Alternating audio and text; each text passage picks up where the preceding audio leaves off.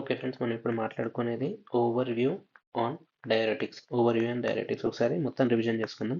First మానిటాల్.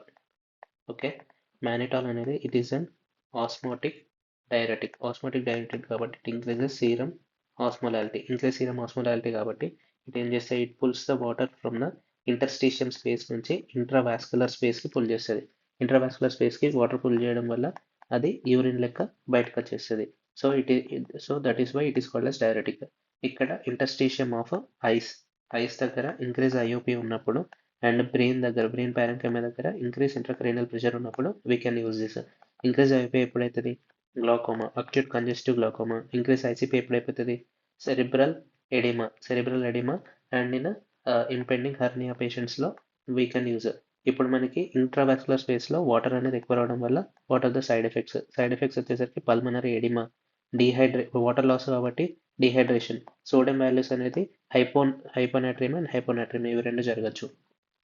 And మన apply topic ఏంటంటే increase serum osmolality కాబట్టి ఆస్మో రిసెప్టార్స్ నుంచి పిట్యూటరీ గ్లాండ్కి వెళ్తుంది. పోస్టీరియర్ పిట్యూటరీ నుంచి మనకి ఏడిహెచ్ అనేది సెక్రెట్ అవుతుంది. ADH helps in normalising the serum osmolality. So this is about మానిటోల్.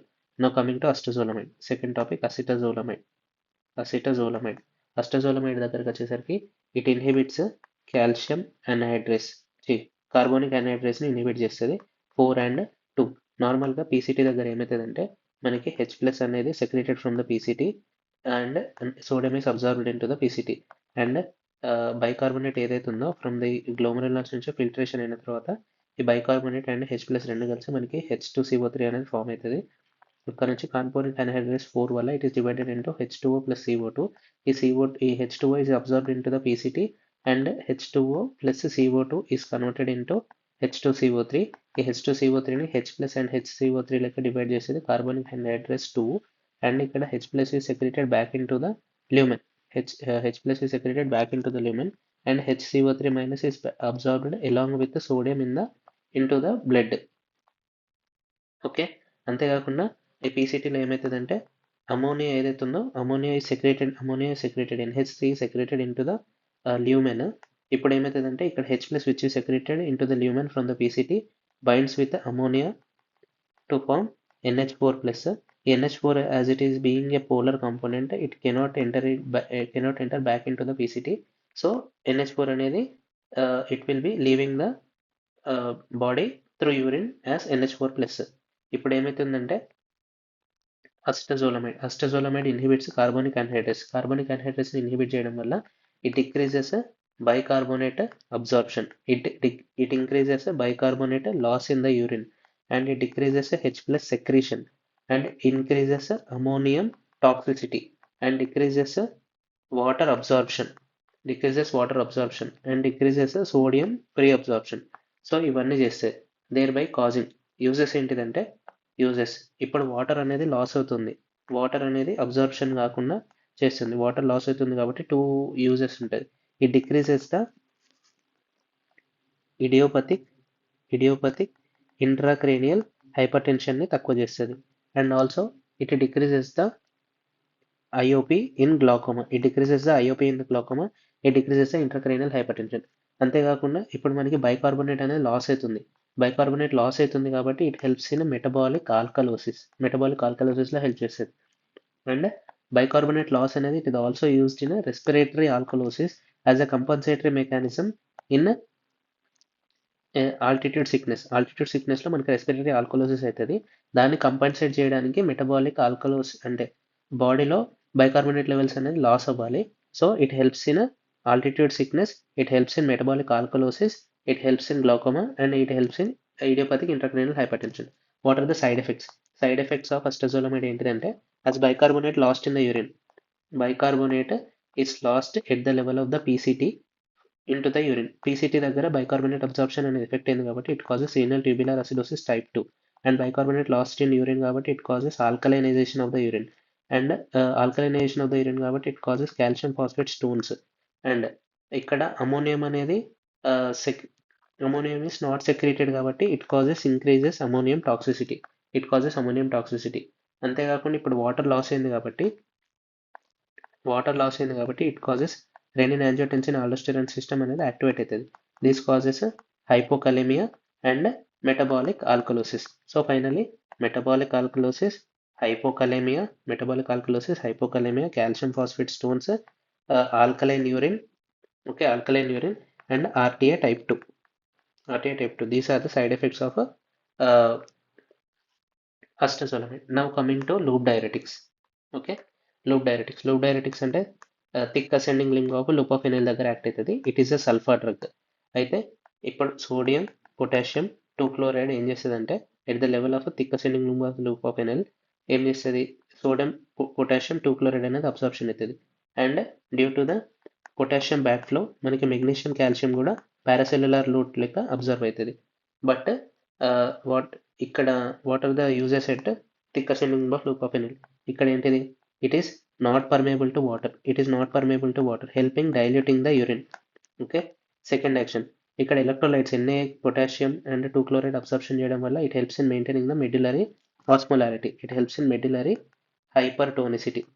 Hypertonicity maintain చేస్తుంది and help in diluting, it is a diluting segment and maintain the medullary hyperosmolarity. So it helps in absorption of the water from the collecting duct కోసం help చేస్తుంది. So if sodium potassium 2 chloride అనేది inhibit చేస్తే this causes sodium potassium chloride magnesium and calcium lost in the urine. Okay, lost in the urine. అంతేకాకుండా RAS system activate అవుతుంది. RAS system activate అవ్వడం వల్ల మనకి hypokalaemia and metabolic alkalosis కూడా వస్తుంది. Okay, so finally అంతేకాకుండా normally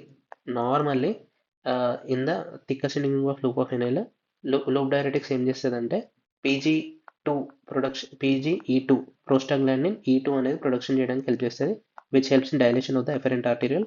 కాబట్టి increase GFR చేస్తుంది, helps in maintaining the good urine outflow. But దీన్ని ఏమంటారు, NSAIDs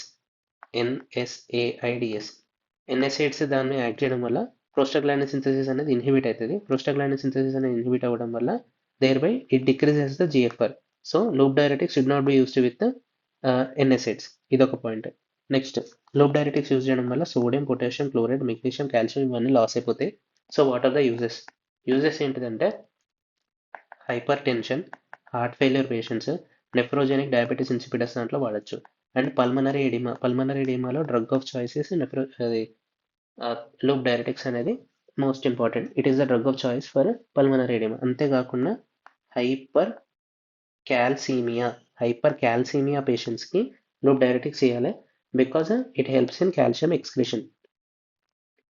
okay, what are the examples వచ్చేసరికి furosemide for sulphur drugs, ethacrynic acid for non sulphur drug type of loop diuretics. ఇప్పుడు what are the side effects ఏంటంటే first గుర్తుపెట్టుకోవాల్సింది ototoxicity is more with non sulphur drugs than with sulphur drugs. అంటే ethacrynic acid has more ototoxicity than furosemide. Next ఏంటిదంటే acute interstitial nephritis and it increases urea levels. అంతేకాకుండా it causes metabolic alkalosis along with hypokalaemia and decrease magnesium levels కూడా తక్కువైపోతాయి. Magnesium levels, potassium levels and H+ level తక్కువైపోవడం వల్ల it causes metabolic alkalosis. So this is about loop diuretics. Now coming to thiazide diuretics. అంటే it acts at DCT level. Normally at the DCT level మనకి sodium chloride co transport అనేది జరుగుతుంది and it is not permeable to water. Early DCT is the site of action. ఇక్కడ not permeable to water, normally it is not permeable to water and helps in calcium reabsorption by the action of parathyroid hormone at calcium and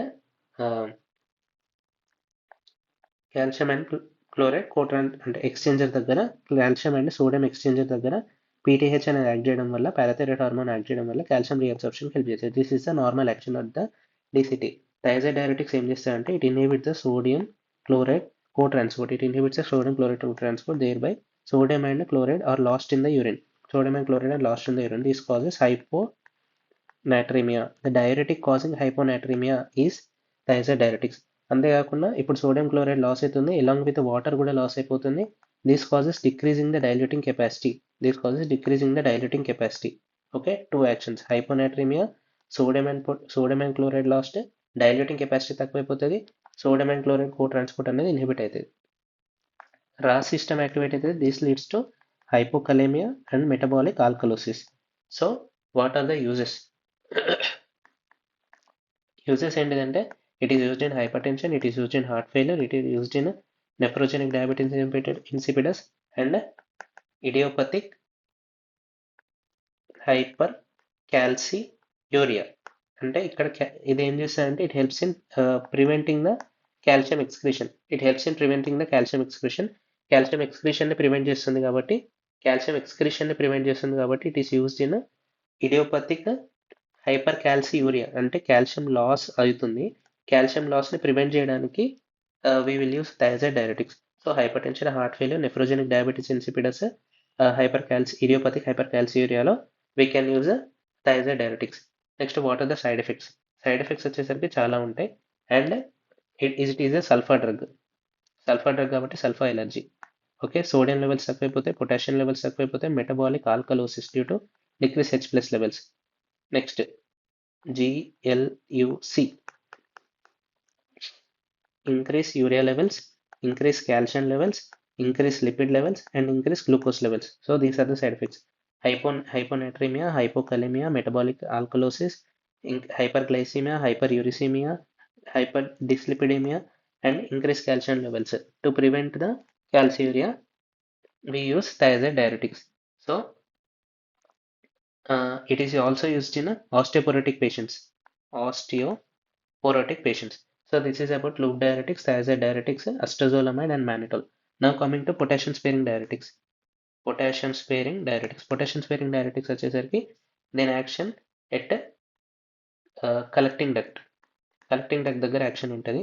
నార్మల్గా SEAT, spironolactone, eplerenone, amiloride and triamterene. These are the 4 drugs acting. దీంట్లో S&E, spironolactone and eplerenone, these are competitive inhibitors of aldosterone receptors, that is mineralocortical receptors over principal cell of the collecting duct and alpha intercalated cell of the collecting duct. ఇవి amiloride and triamterene, this inhibits epithelial sodium channel at the collecting duct. Thereby ఇప్పుడు mineralocortical receptor at the principal collecting duct and alpha intercalated cell, thereby it inhibits the sodium reabsorption and inhibits the potassium secretion and it inhibits the H+ secretion. Thereby ఏమైతుంది మనకి sodium reabsorption అనేది loss అవుతుంది and K+ values అనేది పెరుగుతాయి and H+ values అనేది పెరుగుతాయి. It causes hyperkalaemia and metabolic acidosis. So metabolic acidosis and hyperkalemia. The only diuretic causing hyperkalemia is K+ pairing diuretics. And దీంట్లో use చేస్తారంటే amiloride and triamterene. Amiloride is mostly used in lithium induced nephrogenic diabetes insipidus దాంట్లో use చేస్తారు. ఎందుకంటే lithium inhibits aquaporin insertion in the cortical collecting duct by entering through sodium epithelial sodium channels. Amiloride ఏం చేస్తారంటే blocks epithelial sodium channels, thereby inhibiting the lithium induced nephrogenic diabetes insipidus. Okay, what are the uses? Uses వచ్చేసరికి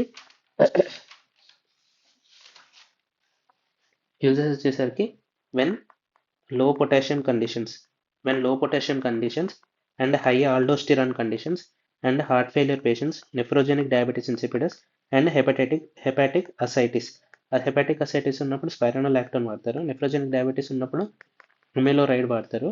లో potassium levels అంటే నార్మల్గా high potassium levels and hypovolaemic states. High potassium levels and hypovolaemic states stimulates the aldosterone secretion. Okay, so low potassium levels help in inhibiting the aldosterone secretion and high aldosterone states ఉన్నప్పుడు to prevent the action మనం competitive inhibition అనేది చేయాలి at the site of action, that is principal collecting cells and alpha intercalated cells of the collecting tubule. So spironolactone or eplerenone we will use when hyperaldosteronism ఉన్నప్పుడు. Okay, hyperaldosteronism ఉన్నప్పుడు spironolactone or eplerenone వాడతాం. And లో potassium levels ఉన్నప్పుడు to increase the potassium levels we use spironolactone or eplerenone. So this is the action. What are the side effects? Side effects ఏంటంటే it causes hyperkalemia and gynecomastia and metabolic acidosis. So finally, what are the uses of diuretics? First, all diuretics all diuretics. All diuretics increase sodium chloride in urine, okay, and decrease sodium chloride in serum, okay. According to potassium ఏంటిదంటే potassium loss in urine అంటే hypokalaemia చేసేది, hypokalaemia, and increase potassium in serum అంటే hyperkalaemia. Hypokalaemia చేసేది loop diuretics and thiazide diuretics. Hyperkalaemia చేసేది potassium sparing diuretics, okay. Next coming to calcium in యూరిన్లో calcium levels ఎక్కువ చేసేది, calcium levels తక్కువ చేసేది. యూరిన్ కాల్షియం లెవెల్స్ ఎక్కువ చేసేది loop diuretics, and urine calcium levels తక్కువ చేసేది thiazide diuretics. It decreases the excretion. And loop diuretics ఏం చేస్తాయంటే it decreases the absorption by paracellular transport. ఇక్కడ ఏంటిది, it prevents the excretion. Next pH, okay. pH may be decrease low or pH may be high. pH is decreased అంటే అది acidic, pH may be increased అంటే అది alkaline, okay. Ca inhibitor, carbonic anhydrase inhibitor, just as acetazolamide causes metabolic acidosis, okay.